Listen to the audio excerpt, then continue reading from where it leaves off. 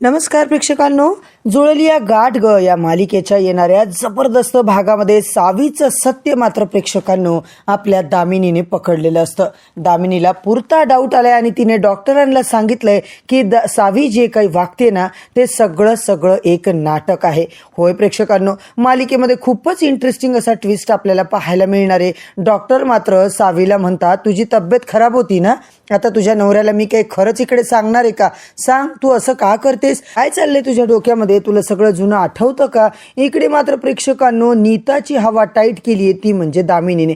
त्या इसमाचा नंबर दे, तिकडे मला पूजेला जायचे. नीता पुरती घाबरलेली असते. तर मंडळी, आज मात्र आता पराग रीनाला आता रंगे हात पकडून दामिनीने आपल्या ताब्यात घेतलेलं असतं.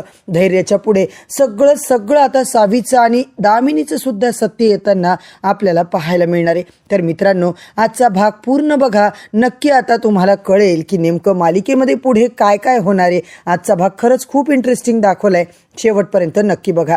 चॅनलवरती नवीन असाल तर चॅनलला सगळ्यात आधी सबस्क्राईब करा, व्हिडिओला लाईक करा. इकडे आपण पाहतोय सावीच्या रूममध्ये अंधार गुडूप असतो. अंधाऱ्या रूममध्ये नीता अवंती आलेल्या असतात.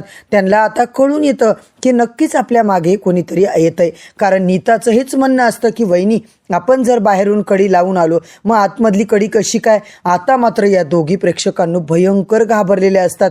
एवढा अंधार त्या रूममध्ये. दामिनी मात्र रूममध्ये लपून बसलेली असते. अवंती मात्र नीताला म्हणते, एक काम कर, बाथरूममध्ये मी बघते, तू पलंगाच्या खाली इकडे तिकडे बघून घे. दोघी आता सगळीकडे बघतात. दामिनी मात्र दरवाजाच्या आड पडद्याच्या मागे लपलेली असते.